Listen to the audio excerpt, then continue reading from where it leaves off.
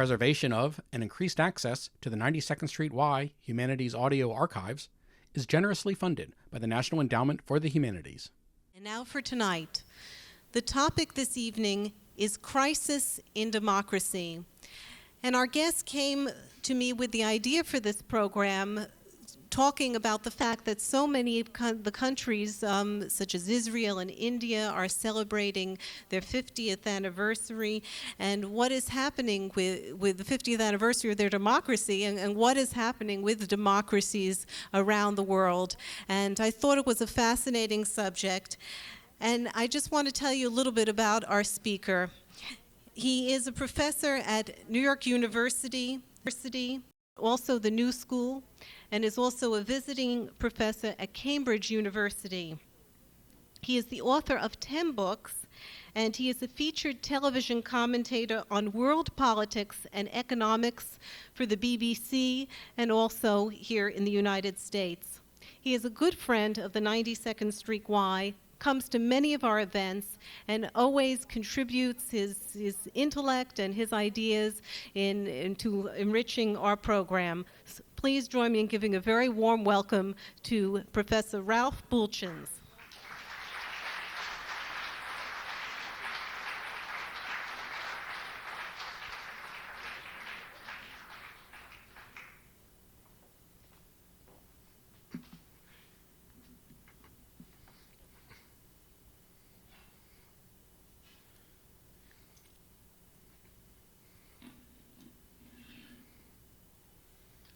Whenever Susan introduces me, I feel that she should go wherever I speak,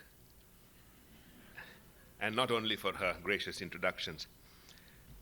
My mandate tonight is to share some thoughts with you on modern democracies, the modern democratic experience, its interaction with economics, and how this has affected the politics of our world.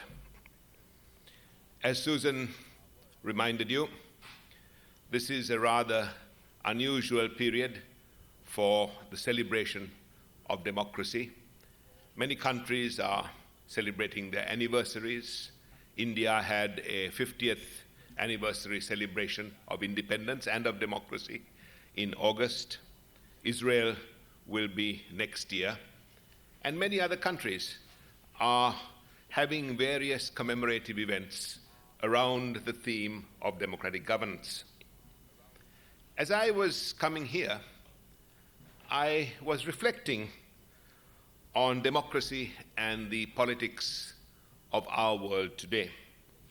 And I was reminded of two familiar quotations, words that speak to our time, words which tell us something about the conditions of our world and also warn us about our shortcomings. The first quotation comes from Charles Dickens. A century and a half ago, Dickens began his great novel, Tale of Two Cities, with perhaps the most famous phrases in English literature. It was the best of times, it was the worst of times, it was the age of wisdom, it was the age of foolishness, it was the season of light, it was the season of darkness. Dickens was describing the world of the 1790s. It might as well be a description of the world of the 1990s. My second quotation helps to explain why we live in a time of Dickensian paradoxes. At the turn of this century, some 90 years ago or so, the Spanish-born philosopher George Santayana said, "Those who cannot remember the past, who forget their history, are condemned to repeat it." Indeed, the real big question for our future is not whether we pass the fast-track bill later tonight, or whether we bomb Saddam Hussein tomorrow, or how we relate to China in the next year, or how we respond to the fireworks of the headlines. The real big question is Santayana's question. Are we condemned to repeat the 20th century history, or can we break out of it and create something new? This is a good moment to reflect upon the Dickensian paradox and Santayana's question. We are virtually at the end of the 20th century. For the first time, we can look back over the whole century, get some perspective, and see our era as a whole. And as we do that, as we look at the 20th century passage, we see an era unlike any other in human history.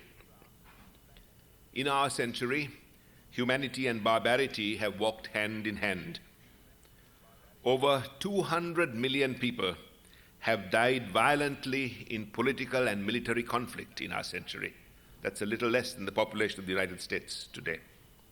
Yet many people also live much better than their fathers, grandfathers, great-grandparents did at the turn of the century. Many in the poor and the middle classes have made major gains during this century. And as you look through the century, just ask yourselves for a moment who the archetypal figures of our time are. Who will be remembered as the symbols of our age? Mahatma Gandhi and Mother Teresa, or Adolf Hitler and Joseph Stalin? This is not unusual. Every age has its compassion and its cruelty. The scope and scale of our time is, of course, much greater than ever before. Napoleon was considered a monster because his wars killed 3 million people. Stalin killed 20 million. It took 60 million deaths to kill Hitler. Okay. Our scale and our scope is so much greater than any preceding century. But what really separates our century from the past, something which makes it so fundamentally different, is technology and its dispersal throughout the world. This dispersal of technology, its spread with dramatic speed, has reshaped our politics, our economics, our culture, and our public agenda. Let me give you a few examples to demonstrate how drastically we are of the new, not an extension of the past. The first fundamental difference, the 20th century, is the communications revolution. The 20th century has seen people and things and information moving as never before, on the surface of the earth, above the surface, below the surface, by air, by satellite, by computer, and all this at tremendous speed. I think future historians will assess the advent of television as something equivalent to the invention of agriculture 10,000 years ago, something which changes the way people live and want to live, and something from which there's no going back. At the lower end of the communications revolution, we have moved from horse to horsepower. In 1900, only 10,000 motorized vehicles existed in the whole world. Today, there are 700 million cars, trucks, and vans in the world. And we're adding to this at the net rate of about 20 million each year. And this brings, of course, the oil civilization, and it leads the politics and geopolitics of oil. If we have no cars, or if we could run our cars on garbage, there would be no Saddam Hussein, no Gulf War, no Middle East crisis. There would certainly be no next Cold War. The next geopolitical circus is coming, and is coming around the oil deposits in the Caspian Sea. The oil and natural gas around the Caspian Sea is the greatest concentration of untapped wealth in the world. It's valued at about $8 trillion at current market value, or about the total value of all the stocks of the New York Stock Exchange on a good day. and everybody is chasing this wealth. Every shark east of Suez has descended on the Caspian area. If you look at the list of visitors to Kazakhstan and to Azerbaijan in the past 2 or 3 months, you will see Henry Kissinger, Brzezinski, Al Haig, James Baker, Caspar Weinberger, Lloyd Benson. They're not going there for their health. They've never visited those places when they were in public office. They're going as representatives of those who want to extract the fuel which underwrites the communications revolution. This is just some of the consequences of that communications revolution. The 20th century has also seen a startling demographic revolution. People live longer and in greater numbers than ever before. In 1900, the world's population was 1.6 billion. We will leave the 20th century with the world's population having increased 4 times, 6 billion people. The average lifespan of Stone Age human beings was 15 years. Of agricultural human beings was 40 to 45 years. Of industrial society was 70 to 75 years. And now in post-industrial society, the average lifespan is well over 80, moving towards 90 to 100 years. Paradoxically, we are told this is the age of youth and youth culture. But there are more elderly people than ever before. And this raises a haunting question. Will there come a time when there will eventually be standing room only on earth? A byproduct of that is that there are more countries today than ever before. When the United Nations was formed in 1945, there were 51 members. Today there are 185 members.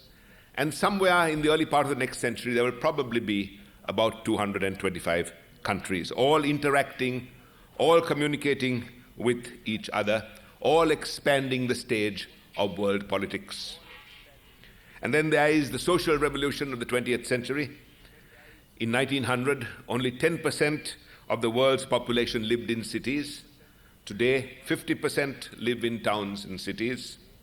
At the turn of the century, only 1 person in 10 in the world could read and write. Today it is 60%. Technology has brought us within striking distance of total world literacy in the early part of the coming century. All these and many other things are connected to technology, and all this has pushed a new global political agenda. Nuclear proliferation, human rights, women's rights, environmental issues. And underneath it all is the politicization of the masses in the 20th century. Our century has been the century when people knew what was going on. They may not be able to do much about it, but they know what's happening. And that makes a difference because from knowledge comes action, or will come some kind of action. See, democrats have to explain themselves to their people. Dictators have to explain themselves to the world. Otherwise, they won't get credit, they won't get investment, they won't get aid, they won't have exports. Sometimes they explain themselves very well and get away with it. Sometimes they don't. In historical terms, it is extraordinary that the Chinese emperor found it necessary to visit a barbarian capital and publicly justify his regime. It was always the barbarians who came to Beijing, Peking, who kowtowed and paid tribute to their emperor. So things have changed, and the unprecedented conditions of the 20th century are the womb out of which modern democracy has emerged. Modern democracy is woven into the ethos of the 20th century. Now you might ask me what modern democracy is, and I think you know the classic definition.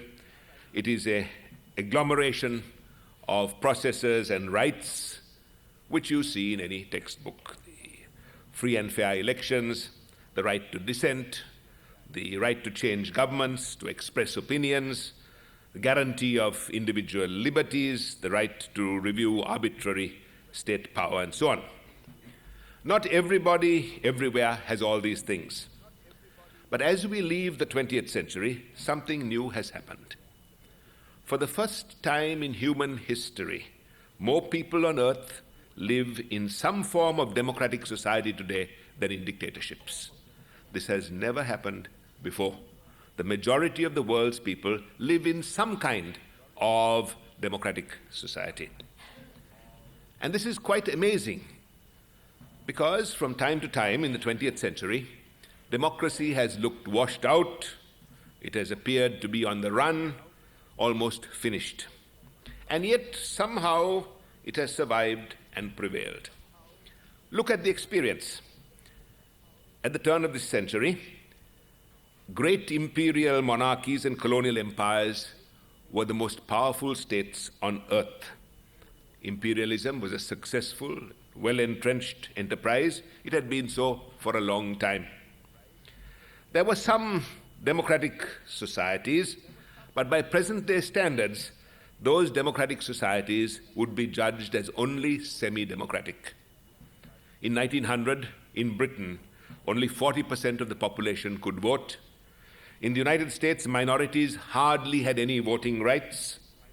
Only one country in the world in 1900 had given women the right to vote on equal terms with men, and that was New Zealand, which gave women the right to vote in 1893.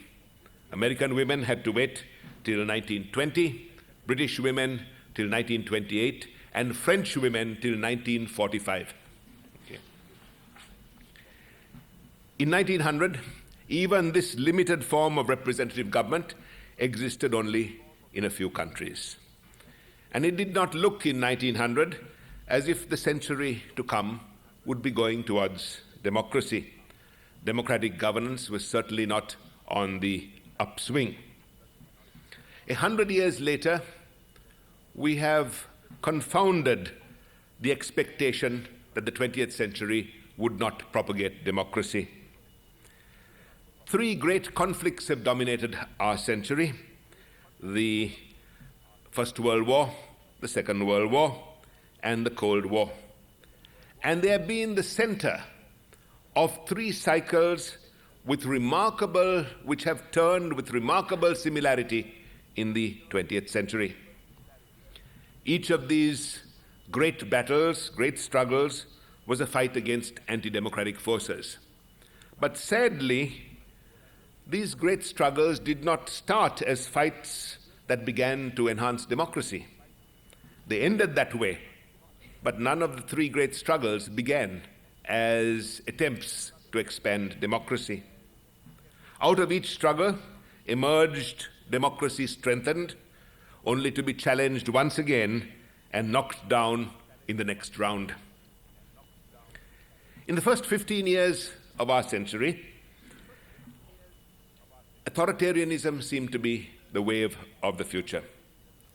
The First World War was a battle against monarchical ambition and Germanic expansion. It was only when the United States joined in 1917 that Woodrow Wilson converted it into a battle to make the world safe for democracy. After the First World War, democracy expanded, both in practice in the older democracies, women's rights, voting rights, and by a number of new countries adopting democracy, notably Germany, Czechoslovakia, Poland, after the First World War. But soon a new ideology, fascism, arose, and other dictatorships came along and assaulted democracy. The Great Depression saw democracy fizzling. In 1941, there were only 12 democracies left on earth. Indeed, in the late 1930s and early 1940s, fascism looked like the wave of the future. And then came the next round, the Second World War. Allied participation in the Second World War began not to expand democracy, but it ended that way. After 1945, several former dictatorships embraced democracy, notably again Germany, Italy, and Japan. About 100 new states were born out of colonialism, out of the decolonization experience. Some of them formed the Third World. Other states were born and adopted democracy, like Israel, and new nations like India clove to democracy.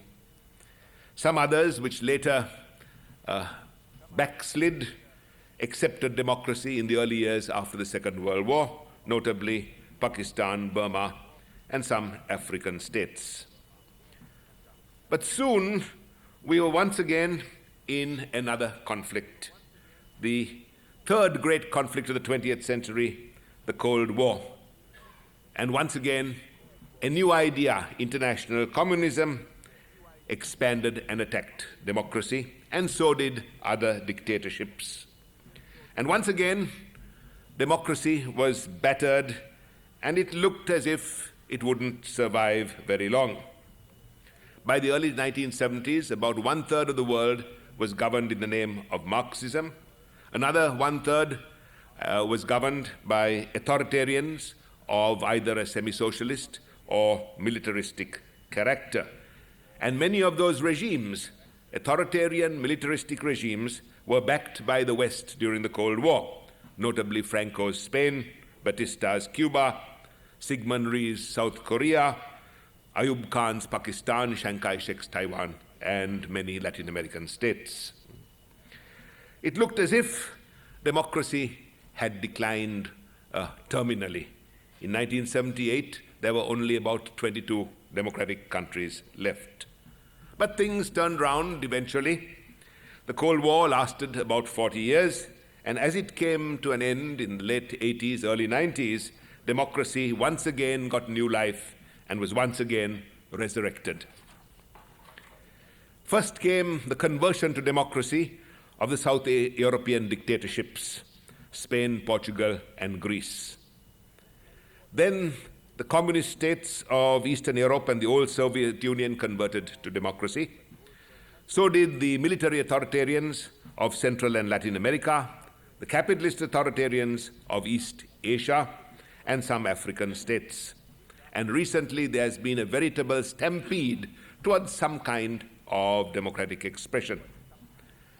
Between late 1995 and late 1996, in a 12-month period, there were elections, some of them fair and free, in about 100 countries around the world. Rather intransigent authoritarians like Nicaragua, Pakistan, Taiwan held democratic elections. For the first time in this period, the 4 largest democracies in the world, India, the United States, Russia, and Japan, had free elections within a few months of each other. And even Iran has had a reasonably fair poll this summer, electing a president whom the religious establishment did not want. It is too early to tell whether what we see in Iran is a new direction of fundamentalism or a fundamentally new direction. Not all these elections were perfect. Many were flawed. But all this is a big step in the democratic direction.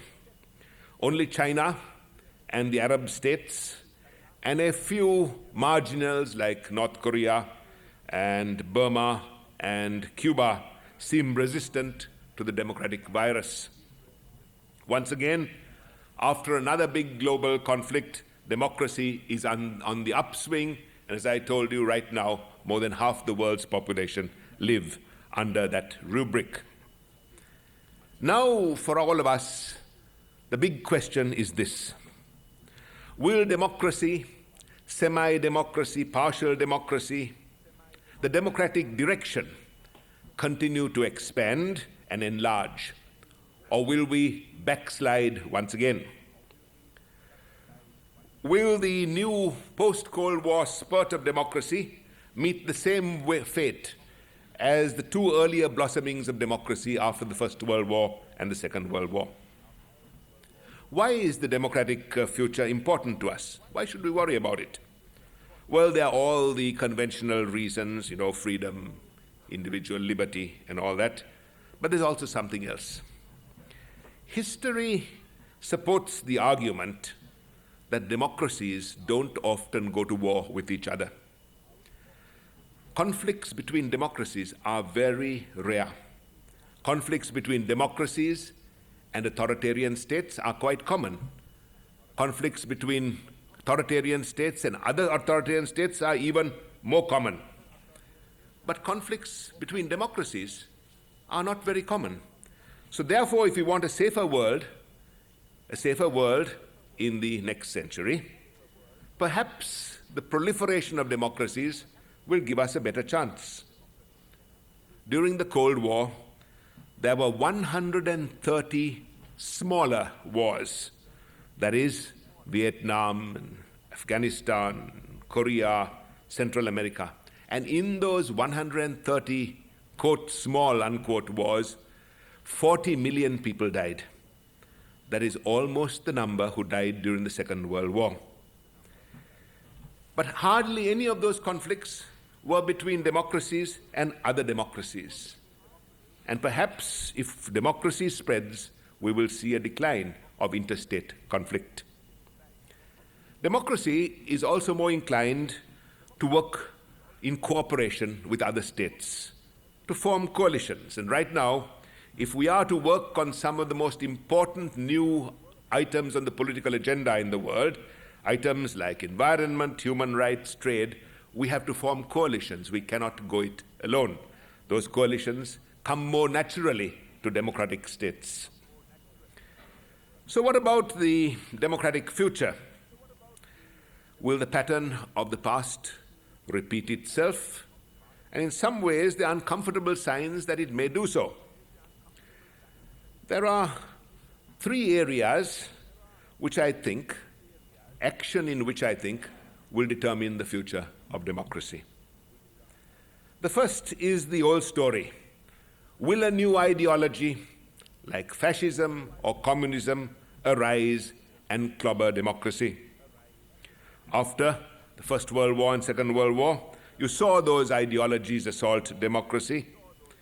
And now, after the Cold War, another challenger has appeared, and it is fundamentalism. All fundamentalisms are the mortal enemy of democracy. And right now, the most vicious political enemy of democracy is arising in different parts of the world. Many fundamentalisms have appeared recently: Christian fundamentalism, Judaic fundamentalism, Hindu fundamentalism, Sikh fundamentalism. The rise of fundamentalism that is most threatening is, of course, Islamic fundamentalism and its offshoots, terrorism, militarism, and authoritarianism.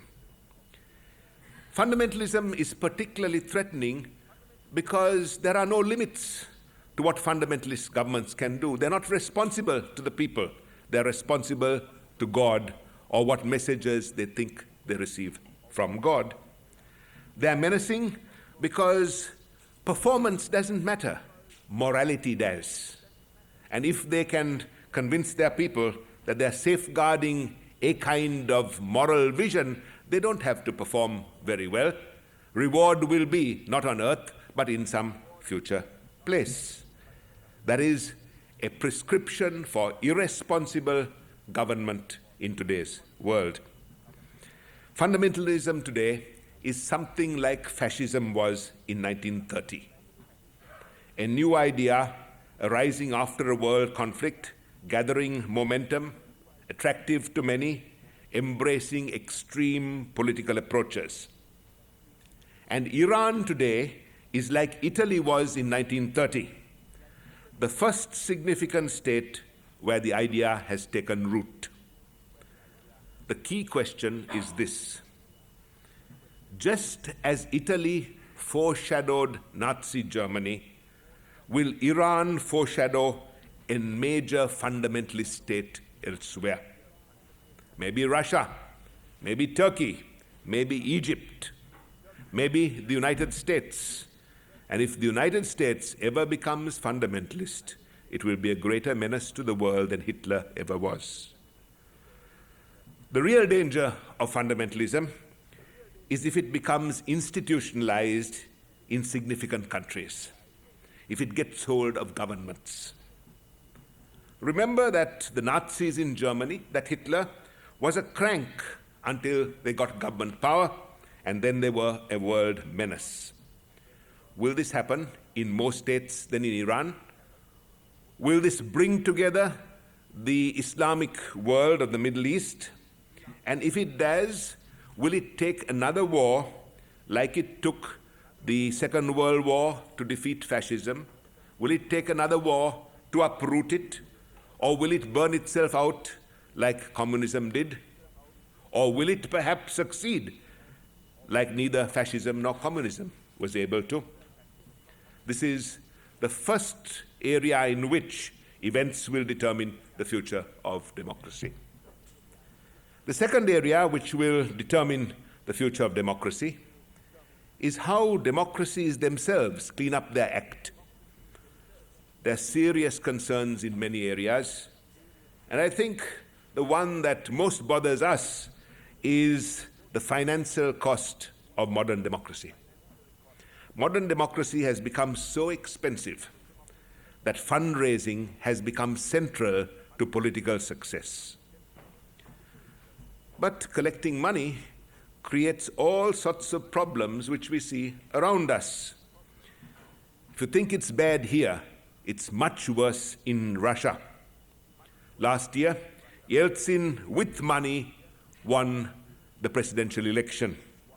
Yeltsin, without money, would have lost, and there would have been a communist president of Russia. In India, a former prime minister is under indictment for financial problems.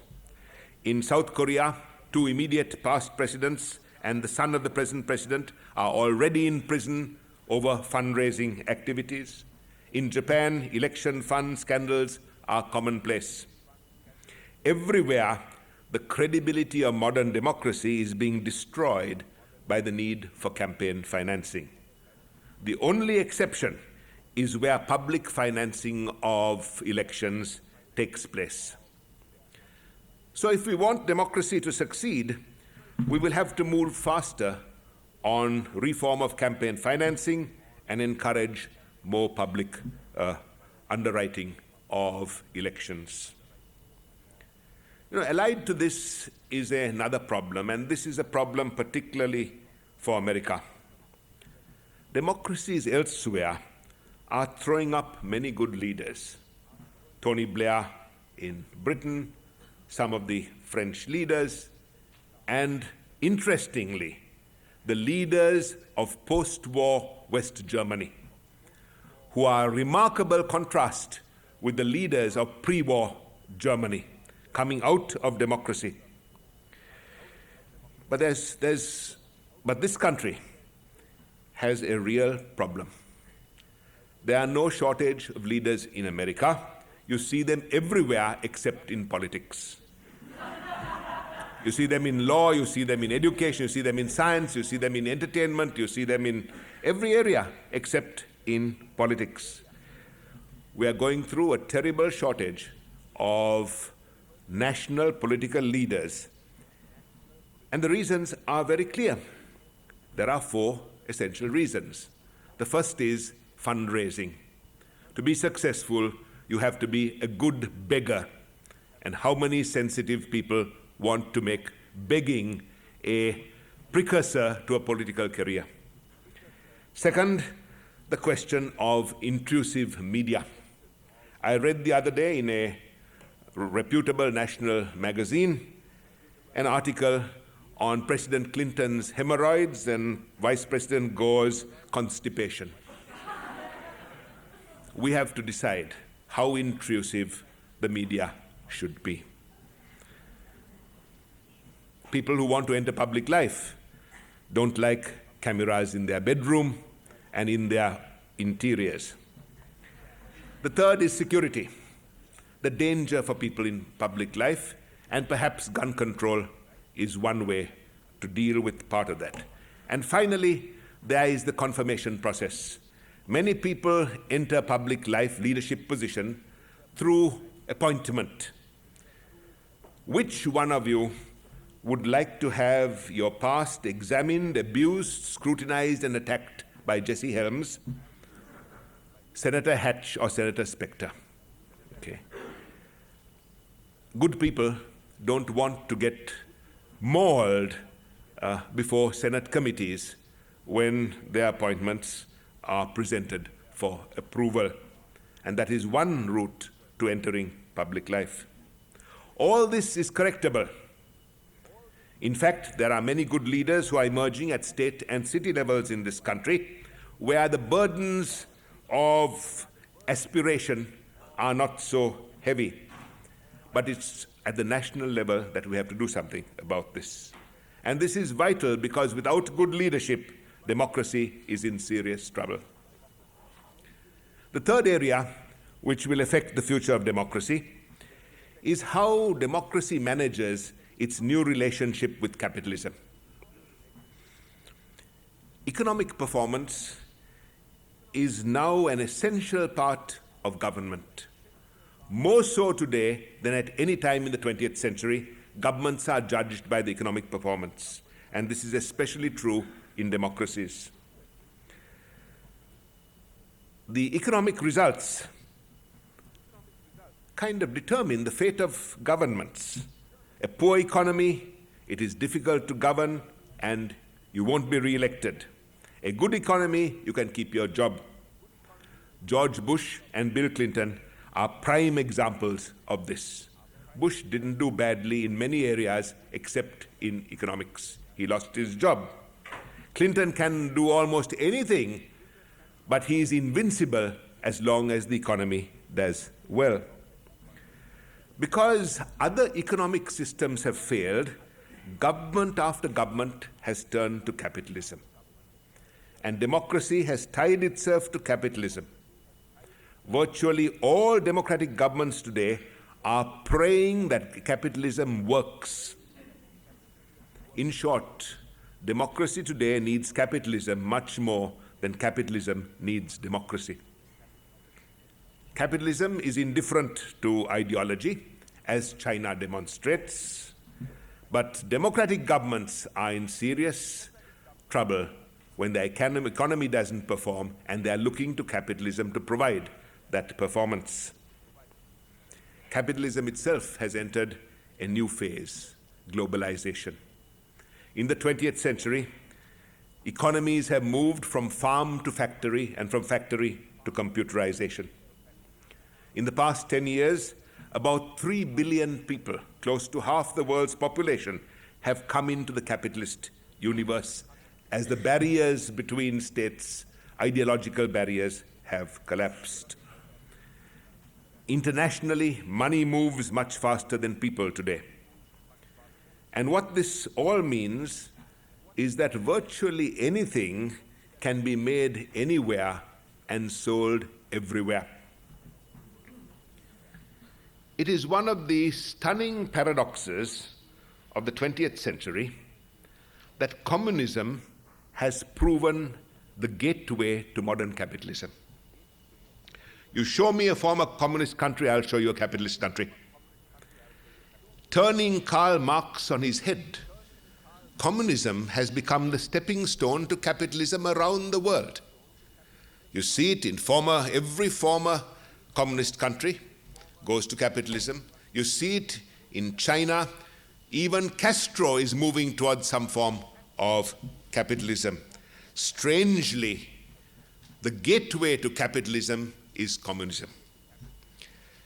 Capitalism was long attacked as exploiting the poor and kind of raping the masses. Now, all over the world, capitalism is the preferred way to banishing mass poverty, to lifting the poor out of extreme economic misery and giving them a better life.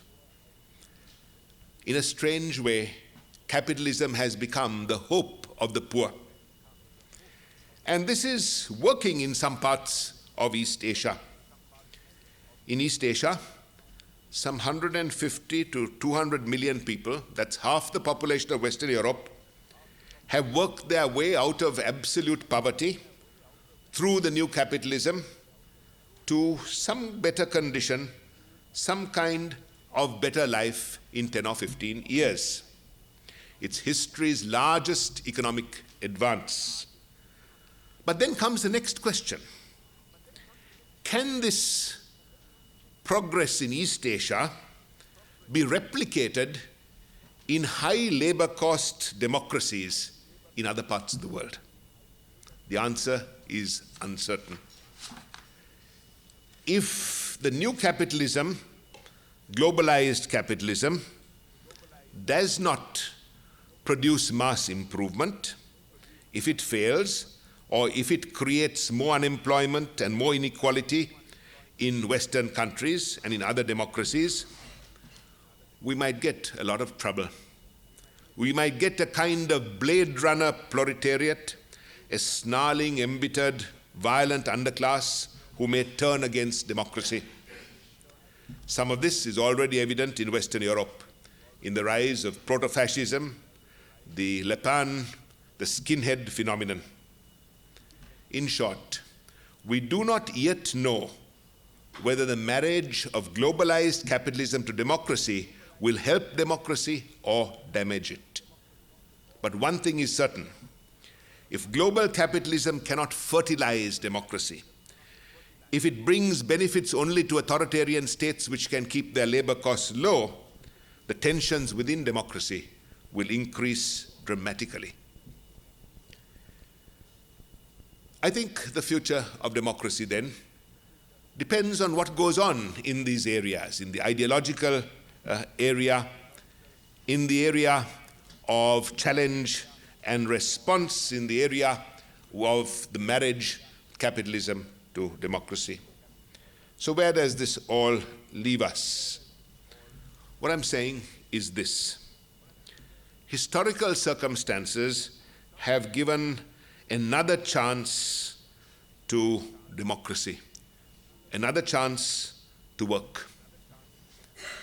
The collapse of communism, the discrediting of authoritarianism has once again given democracy opportunity. But if democracy doesn't deliver, if it cannot correct flaws in its own society, race problems here, unemployment in Europe, public security and poverty in Russia, social and economic injustice in India, if it cannot correct that, it will decline and retract. The contraction and retraction of democracy doesn't mean that it will disappear. It will weaken. It will remain in a few North Atlantic countries, but other less attractive political forces will then arise, and they will assault democracy, particularly if they are rooted in fundamentalism. These unattractive alternatives may well be led by horrible leaders. We have been very lucky in recent times that the political monsters of our generation, Idi Amin, Bokassa, Pol Pot, Noriega, Saddam Hussein, have appeared only in small states. None of them has appeared in any state with a population of more than 20 million. And all of their countries are technologically backward. But we cannot always depend on that. There are Zhirinovskys and Le Pens waiting for democracy to weaken. The decline of democracy will make for a much less safe and a much less pleasant world. This is a good moment to comment parenthetically on Saddam Hussein. Saddam Hussein illustrates to us one political truth which most of us tend to ignore. Because you don't like somebody doesn't mean that he's not smart. He's as smart and ruthless a fox as you can get. And he's proving himself to be a master of brinkmanship. One day, he may go over the top, whether it will be tomorrow or in the next week or the next month, we don't really know. But he's pushing and pushing with the idea of doing two things. One is to create consternation in the Western world. The second is to break what remains of the Gulf War alliance and gather to himself certain allies. At times, it seems, he almost has succeeded.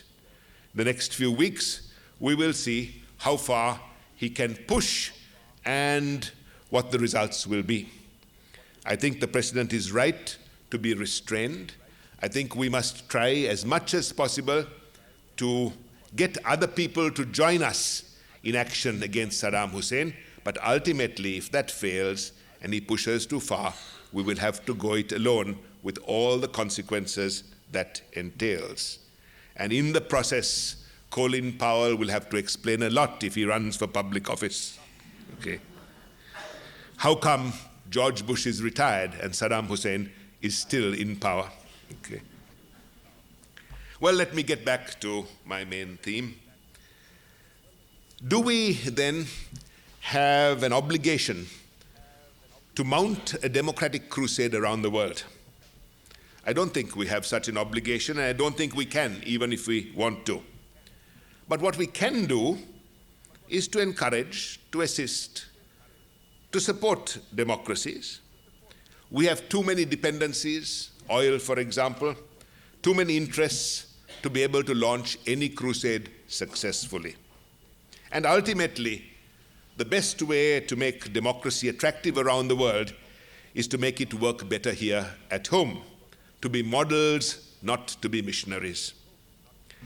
I think the most important thing we can do here for democracy is this. We can lead in opening the world to ideas, to goods, to social, economic, and cultural exchanges. To do this, we need leadership. Leadership which must first convince the American people that internationalism is better for them and better for the world.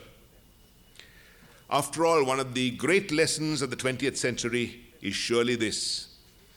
Countries which have closed themselves up, communist Eastern Europe, China under Mao, North Korea, Burma, Cuba, although Cuba has been an imposed closing, but nonetheless Cuba, all of them have been failures. Countries more open to the world, China today, Taiwan, Hong Kong, South Korea, Western Europe, and above all, the United States, have been much more successful. Internationalism has succeeded. Closed countries have failed. And if we can push that idea, I think we will have served the interests of democracy much more than mounting a crusade. We stand now at a fateful moment in modern history. Will we have another retreat after the victory of the Cold War, as we had after the First World War and the Second World War? Will that take place a third time? Or can we keep alive some of the promise that was so bright in 1991, when democracy seemed to be the conclusive victor in the Cold War? Will we see a new springtime of nations or new dark ages in the early years of the 21st century? None of us really know the answer to this. Yet, in important ways, the fate of the future is somewhat linked to the fate of democracy and also to the fate of democratic capitalism.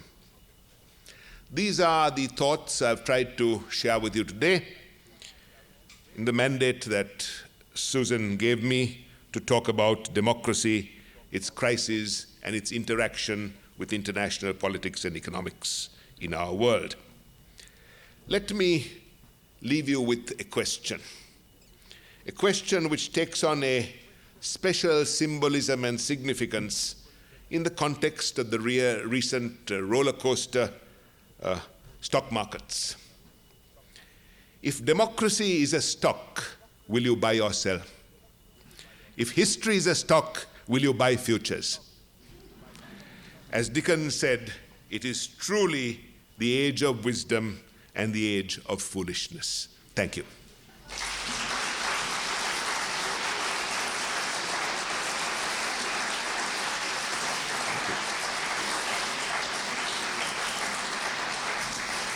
Turn up now.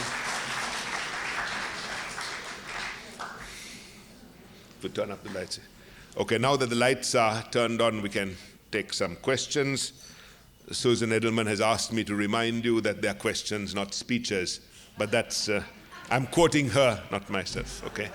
All right. Yes, sir. You advocated government funding for political campaigns as a way of addressing campaign finance problems.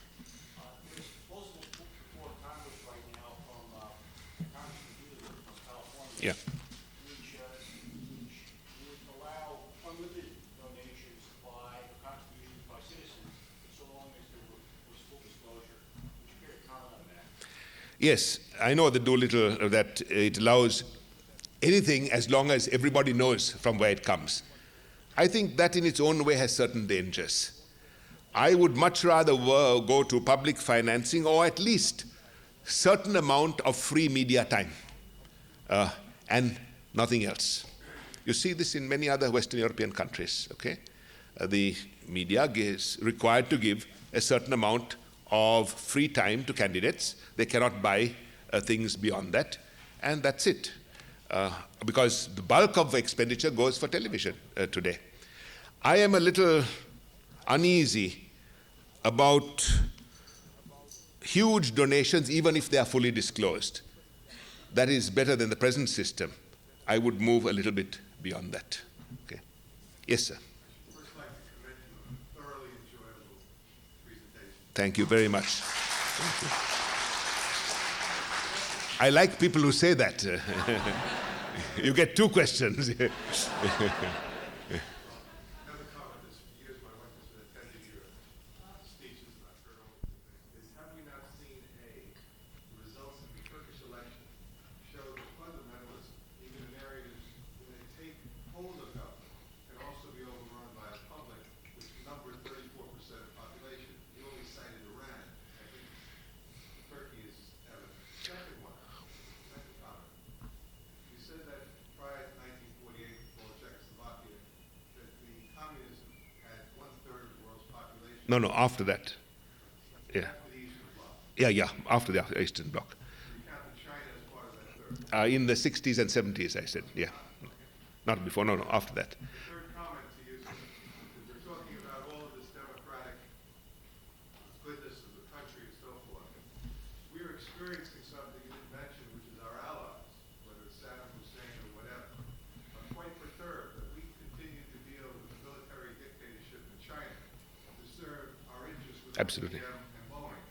And we ask France and other countries not to trade Yeah. with Saddam Hussein. How do you feel with that? All right. If you, I'd like to give a lecture on those topics because I'll deal with the first one. What you saw in Turkey was not so much the public outrage at fundamentalism, but the military outrage of fundamentalism. And you saw that in Algeria also. The Algerian military reaction has turned out very complicated, very viciously.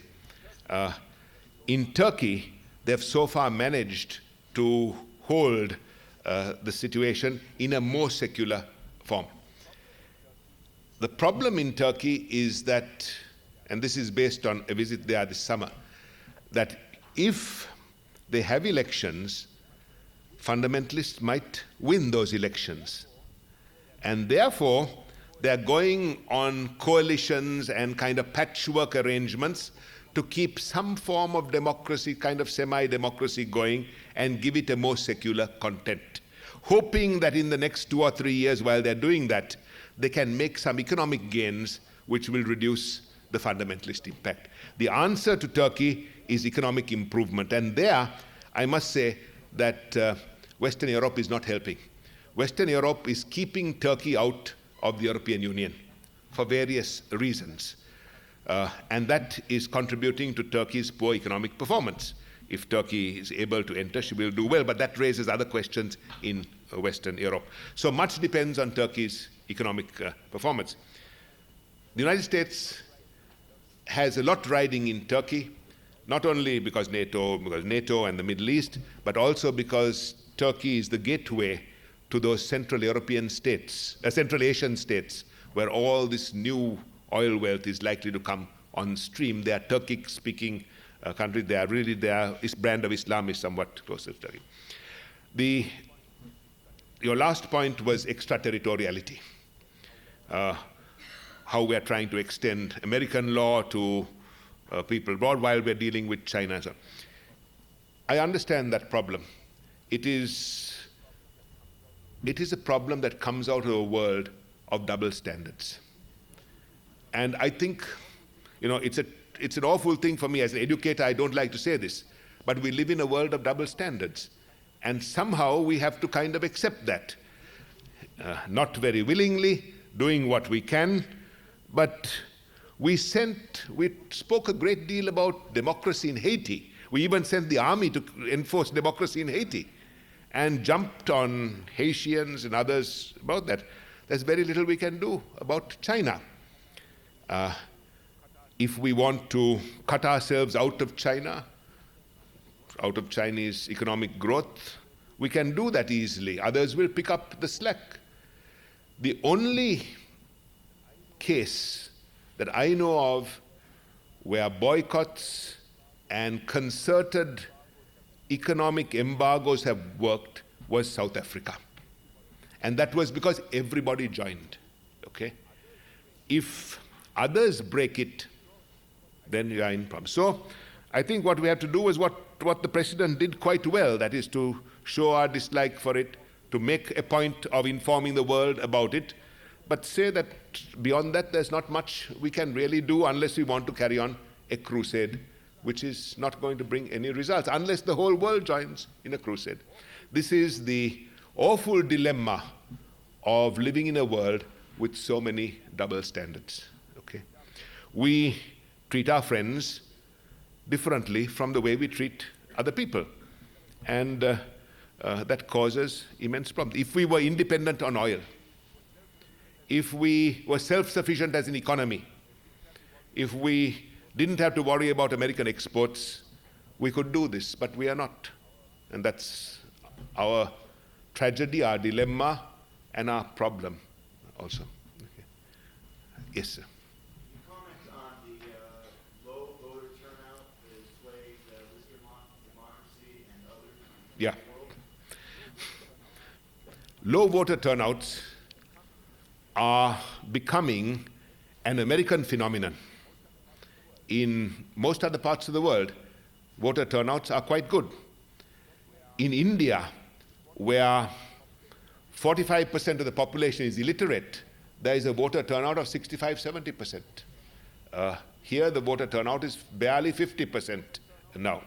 And voter turnout, I think, has something to do with candidates. Good, exciting candidates make people involved. Whether you like him or not, when Jesse Jackson runs somewhere, there's a higher voter turnout. People who dislike him go and vote, and people who like him go and vote. I think voter turnout to some degree depends on the capacity of exciting leaders to enthuse people. We haven't had that kind of leader for a long time. But in Western Europe, voter turnouts are very high. Okay? In some third world countries, they are very high, surprisingly. It's interesting that in Holland, they had compulsory voting. You didn't vote, you had the fine. And voter turnout is so high that they gave that up. In Australia, if you don't vote, you have to go to court and explain why. And the fines are quite high, between $100 and $200 in American money if you don't vote. Many people prefer to vote than pay a fine for non-vote. It's like a driving offense, okay? Someday, we may have to come to that if it goes further down. We talk about 50% turnout in presidential elections. But in congressional elections, in midterm elections, it's about 35%. That means that with 18% of the vote, you can get a seat in Congress. Now, in any country, there are about 20% of lunatics in the country. zealots, bigots, hate mongers. If you can mobilize all of them, you can get a seat in Congress, okay? Which explains some of what you see. What I'm saying is, good guys, if you and I go to sleep, the hate mongers always go and vote, okay? The bigots vote. Good guys, moderates don't vote, okay? So that as the electorate narrows, the power of the bigots and the zealots increases, okay? When you get a big turnout, they are dwarfed in the mix. So that is one of the problems. That can be corrected where you get exciting leaders or sharply defined contests. Yes? That leads to the next question, and that is the role of the promise keepers in this country and their influence in the fundamentalist right. Is this something that we have to fear? I don't know as yet, but it's something that concerns me. I'm very concerned about large groups of people marching around kind of specific single issues and this being exclusive groups. And that sort of bothers me, okay? These are not broad-based groups who are marching for betterment of humanity or something like that, okay? And if you get more and more of these Million Men marches, Promise Keepers marches, you will one day see them going to war with each other. These should not develop into private armies in the pursuit of some kind of particular narrow goal. Okay. So far, it's not quite come to that, but that worries me about the future. Yes, sir, back. I'll come. Remarked that the future of democracy would depend a great deal on economic performance. Yeah. One of the threats to economic performance might be a crash such as the 1929 crash, future time. So apropos of this being a foolish time, how do you explain the balanced budget? I can't explain the balanced budget amendment. I agree with you. It's a sign of, it's not a sign of wisdom. But you know, we are coming to a point where we are virtually having a balanced budget without an amendment, okay? How we will use that, whether we'll use it wisely or not, I don't know. The question of a crash is something that is of great concern today because for the first time, as I tried to mention to you, democracy has tied itself to one economic form, that is globalized capitalism.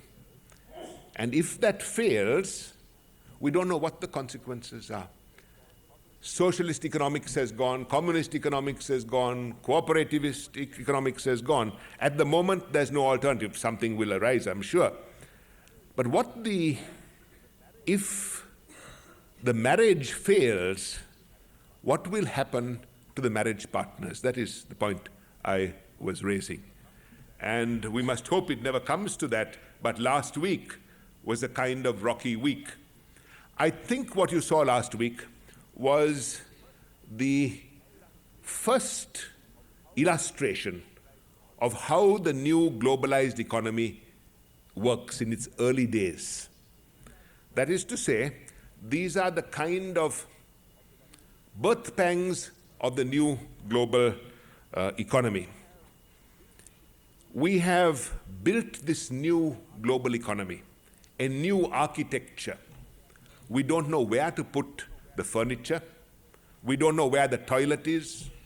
The kids are not house-trained. That's what you saw last week. Uncontrolled shuffling of things back and forth.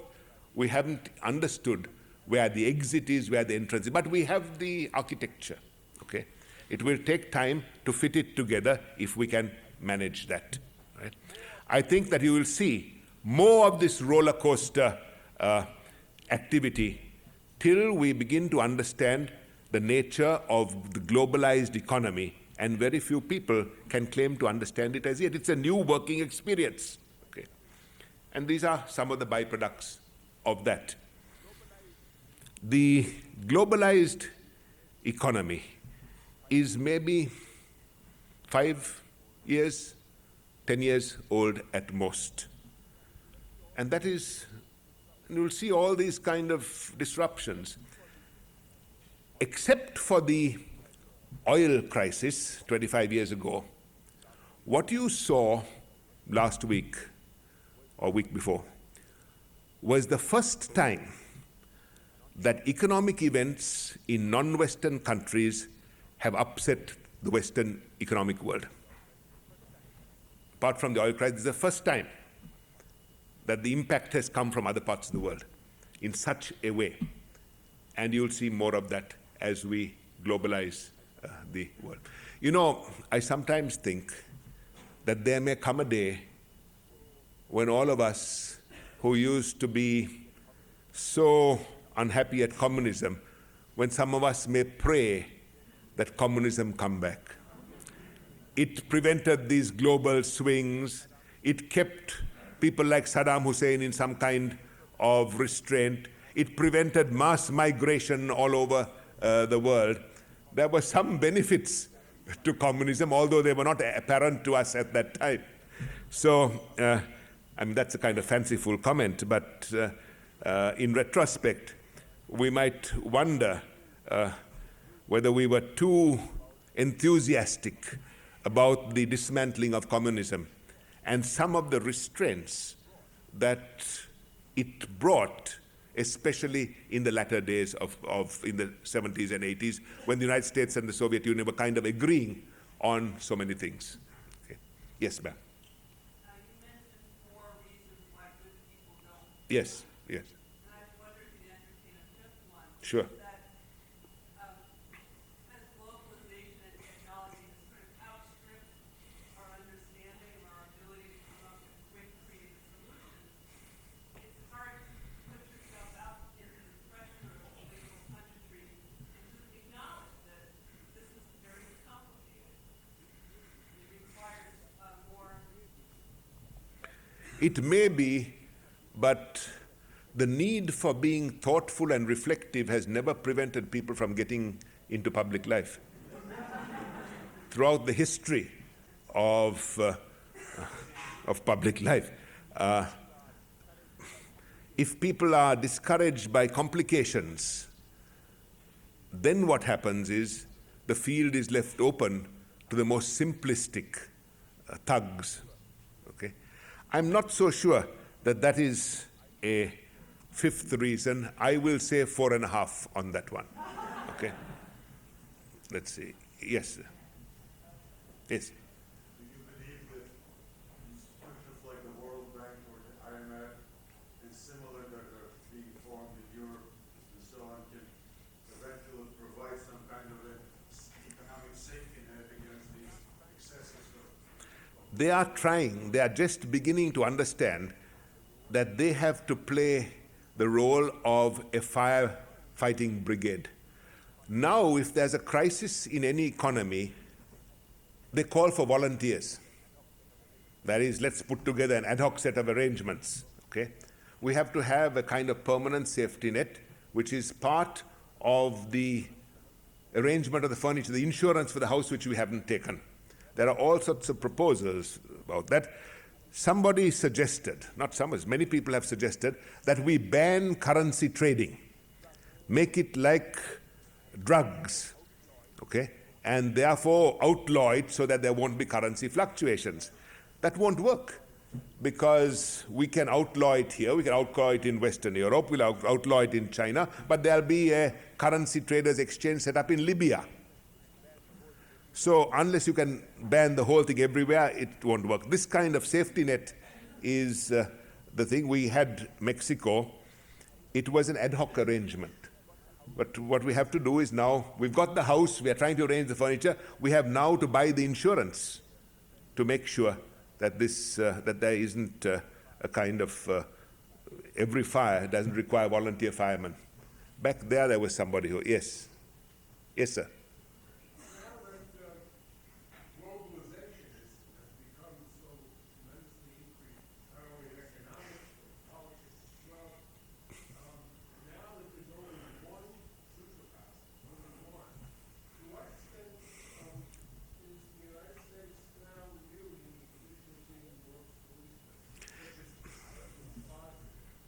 See, I am a little skeptical of this idea of one superpower. That is to say, I don't think there are any superpowers. I think there are some states more powerful than the other. What Saddam Hussein is simply showing us is that there are no superpowers. Okay? Some states are a little more powerful, some states are a little less powerful. In Bosnia, what you see is a joint effort that is a NATO effort. If the United States pulls out, Western Europe will pull out. If Western Europe pulls out, the United States will pull out. I think we'll have coalitions of action. You know, I believe that civilization needs a policeman. It doesn't need police states, but it needs policemen. I don't think the United States can be a world policeman. I think that groups of financial, like you mentioned, World Bank, there will be some kind of policing arrangement. Politically, there will probably emerge some kind of policing arrangement. It is a pity that the United Nations is not working as well as we would like it to work in certain areas, because that could help to provide what you're talking about. In the absence of that, regional groups are beginning to act as kind of policemen. That is, European Union or NATO or something like that. I am a little skeptical of this idea that so many people talk about. There's only one superpower. You know, what is a superpower? Can we use nuclear weapons today? We can't use nuclear weapons. In fact, Saddam Hussein or Iran or Libya has more freedom to use nuclear weapons than we have. Because there will be restraints at home, there'll be restraints abroad, there'll be all sorts of problems. Irresponsible regimes have more freedom than responsible regimes anywhere, okay? But I think that there will be, and the great lesson of the 20th century is this: states which are good at forming coalitions have always won. The First World War was won by a coalition, Second World War was won by a coalition, Cold War was won by a coalition, the Gulf War was won by a coalition. States which tried to go it alone and run the show themselves lost. And that's why I mentioned when I spoke that democracies are a little better at forming coalitions with each other. Civilization needs policemen, doesn't need a policeman, it needs policemen. Okay. Let's see. Yes, sir. Gaddafi and Mandela meeting, what do you think that was about? Gaddafi and Mandela meeting. My understanding of it is twofold. First, Mandela is a very sentimental man. Anybody who helped him during his bad years, he kind of has some feeling for. Several of his cabinet ministers are corrupt, have been doing terrible things in South Africa. He defends them. That's one thing. Gaddafi did help him. Second, I think that there are some arms arrangements, some sales of things which are going on between Libya and South Africa. Okay? I don't know exactly what it is. There's some economic relationship which takes Mandela there. South Africa started off fairly well. She's increasingly having problems. And one of the things that South Africa has is a very developed arms industry coming from the past, okay? And the government has taken it over. They are selling weapons, and I don't know to whom, but I have a feeling that there's some commercial and economic connection that goes beyond simply sentimental gratitude that takes Mandela there. Embracing Gaddafi is a fairly profitable enterprise for some people. He has a lot of money. Okay? Yeah. He's not a nice man, but the problem is that nice people only don't have money. Okay? Yeah. There are a number of issues that threaten democracy and capitalism in the next century. Yes. Many, but three that come to mind are like population and job control and environment. I mentioned all of those. Yeah. Yes, I know, but many of these issues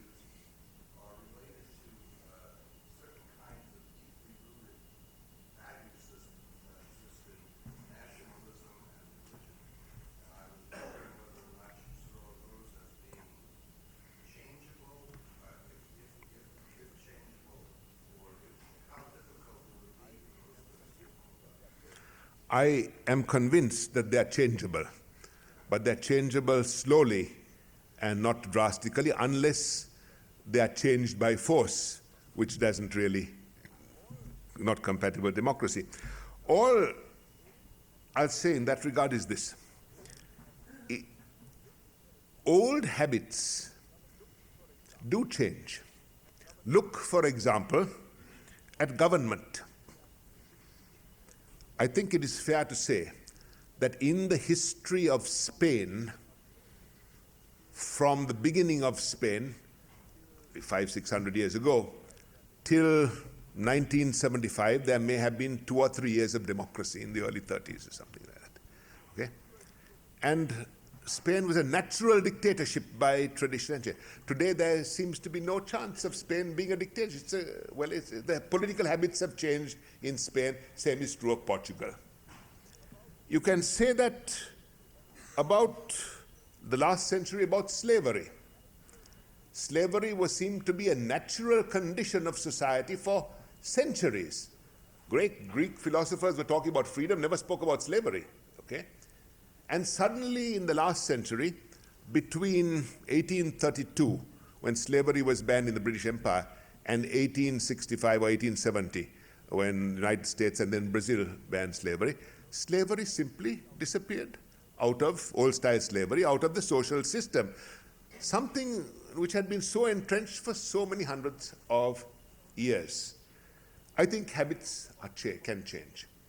If you talk about population, I think more children is not so much a habit as an economic defense.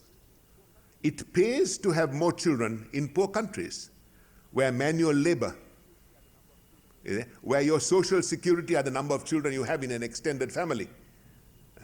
When you begin to have retirement benefits, social security, mechanized labor, children, urbanization, one thing urbanization does is cut population because conditions don't encourage more children.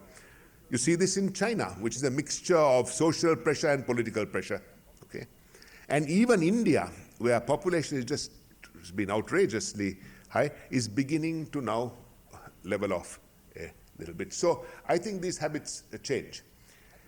The habit that bothers me, not so much population as environmental misbehavior. Because not only have we become so used to environmental misbehavior pays some groups. In other words, it's worth their while misbehaving. It adds to their profit, so therefore that is a complicated situation. You see this in the whole global warming debate that's going on.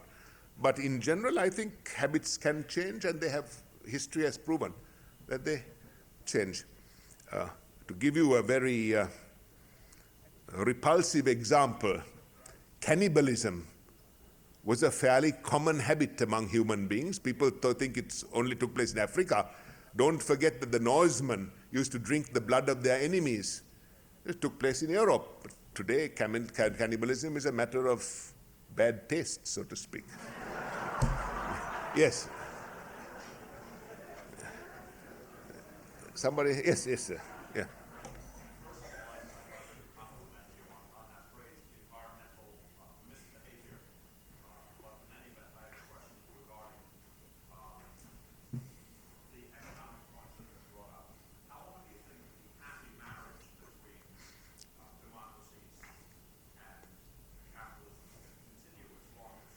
Yeah.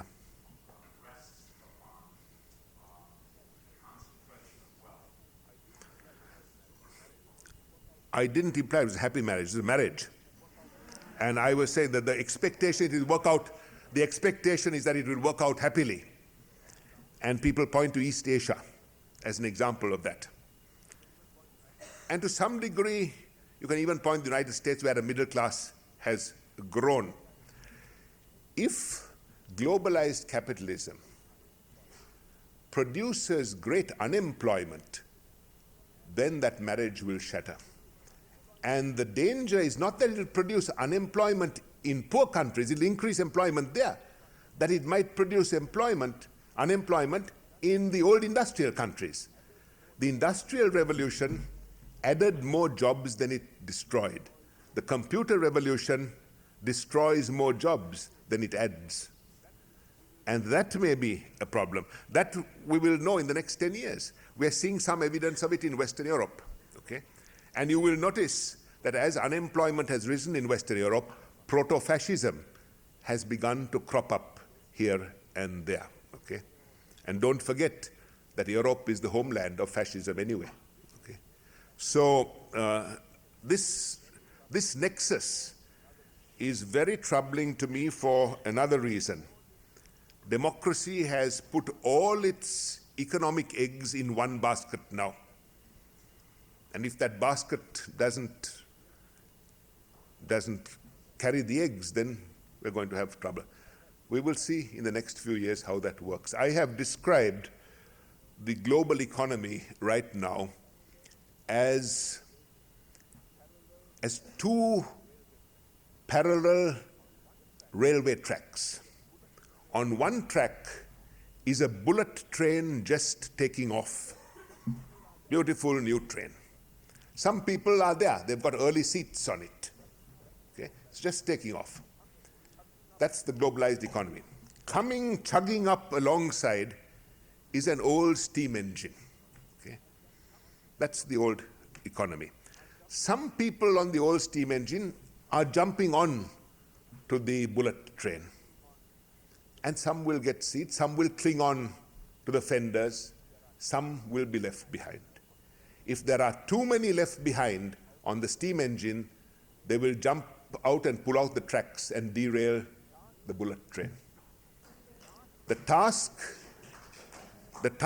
of those on the bullet train is to accommodate as much as they can so that they won't be derailed and the whole rail system won't collapse. That's sort of what I've been talking about recently elsewhere. Sure.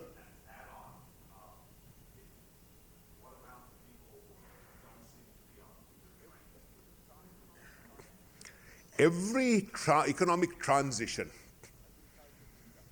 from agriculture to industry, from industry to service, has seen some people who have fallen between the cracks. And that is a terrible lost generation. We used to compensate them with welfare and with various support systems. We're cutting back on those too. Will they turn hostile? Will they turn into what I call the Blade Runner proletariat? Okay?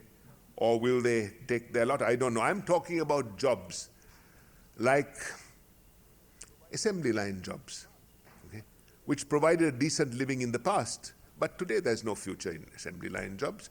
And people say, well, retrain them. You can't retrain to be a computer expert. Telephone operators, okay? They came to work, they listened to other people's conversations, and they went home.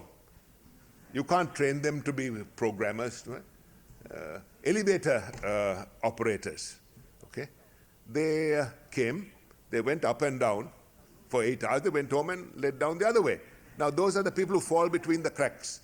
That generation has always paid a price in every economic transition. I think Susan Engel is telling me that they are just little time. Thank you very much. Thank you. Thanks for listening. For more information on the 92nd Street Y, New York, and all of our programs, please visit us at 92ny.org.